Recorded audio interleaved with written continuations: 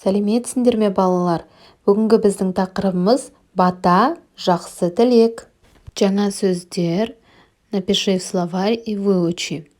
Бата, благословение. Тілек, пожелание. Көгереді, көгерген слово переводится зазеленевший. Дана, мудрый. Бірінші тапсырма. Тыңда, сұрақтарға жауап бер. Послушай, ответь на вопросы. Бата, жақсы тілек. Батаны жасы үлкен адамдар береді. Батамен ер көгереді, жауынмен жер көгереді, дейді дана халқымыз. Бата – это хорошее пожелание. Бата дают взрослые люди, ақсақалы. Есть такое слово. Батамен ер көгереді, жауынмен жер көгереді. Если есть дождь, то на земле все зеленеет, созревает. А если человеку дают бата, то этот человек растет, развивается и достигает своей цели. А теперь давайте ответим на вопросы. Бата деген не? Бата жақсы тілек. Батаны кімдер береді? Батаны жасы үлкен адамдар береді.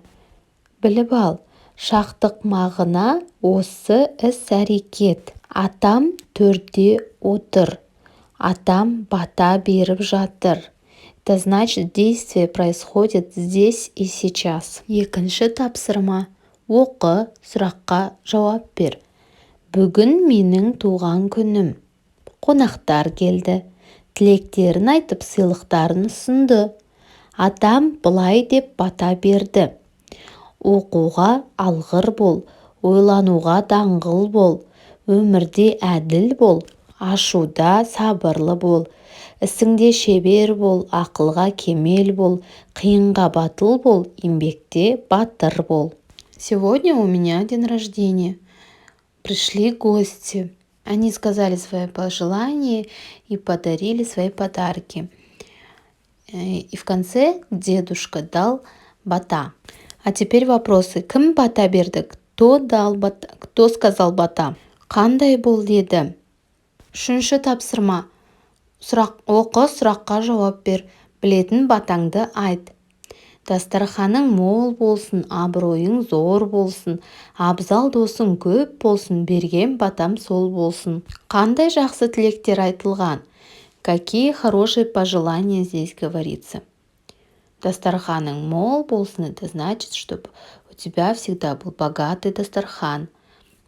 И чтобы ты всегда был авторитетным, чтобы было много-много друзей.